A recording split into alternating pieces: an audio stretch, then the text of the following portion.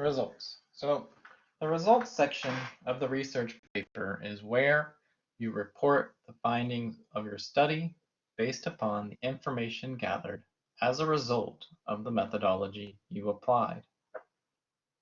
In the methods, you presented how you got answers. Now you will present the answers you obtained.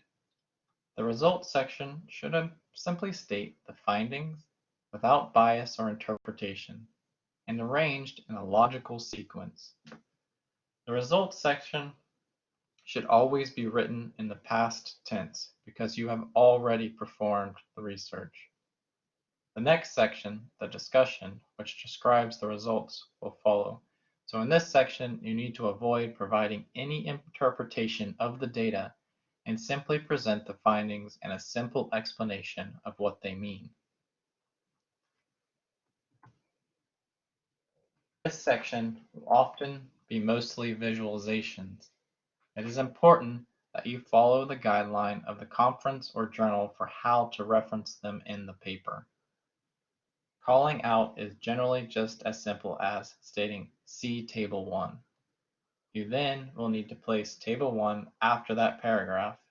Some journals will want tables and figures in a separate file, but for this submission, please keep them in the paper and near where you reference them.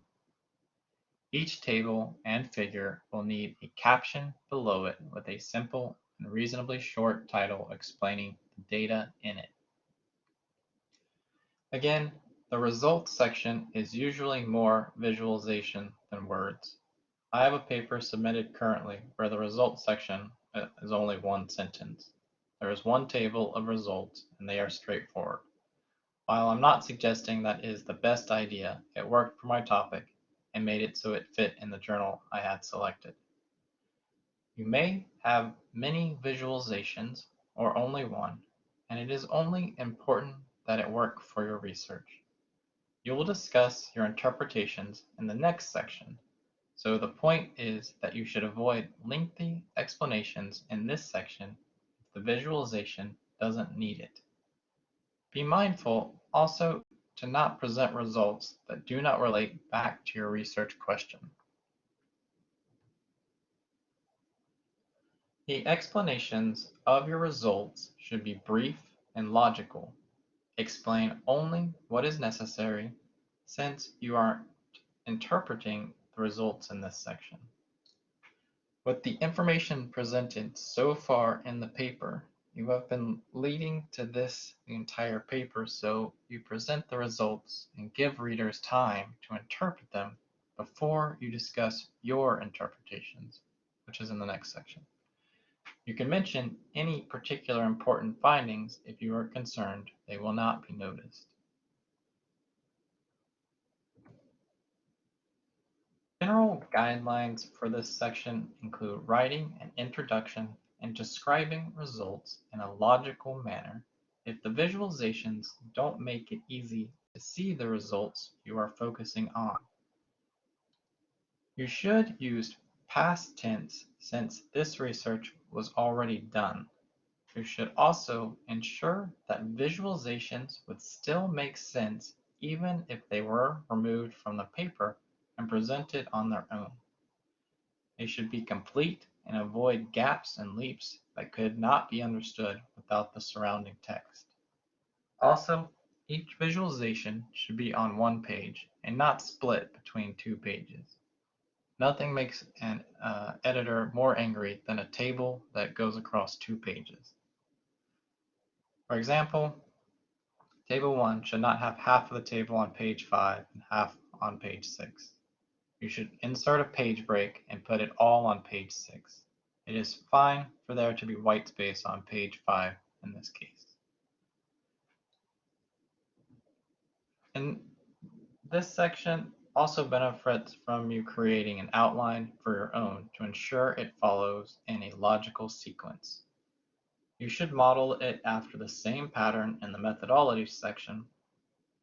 As you explain the methods in a specific order, you can now present the results in a similar pattern. Having an outline before you begin writing helps to organize the information and avoids unnecessary rewriting due to poor organization. Also, be sure to transition from this section to the next section by leading into the discussion. This is a list of don'ts. The list of what not to include in this section is longer than what to include, and with good reason. This section of the paper is very limited only to the results. So in this section, you don't want to discuss or interpret the results, just simply present them. You should not provide background information. You will refer back to the introduction closer to the end of the paper, but not in this section. You should not provide explanation of your findings, beyond mentioning anything you need to highlight. You may not find the answers you wanted or expected in your analysis. Negative answers are still answers. If you had only one research question and one analysis, then this may be a problem. It means that you now don't have any findings. In that case, you will need to alter the paper to reflect research questions that can be answered with your research. That said, negative findings are still findings and are valid to present, and are really almost expected if you have multiple hypotheses. So if you find negative results, carefully consider what the value of these findings are and go from there. Don't just present negative results, though, and then ignore them as that is suspicious. Don't present any raw data in your paper or any intermediate findings either.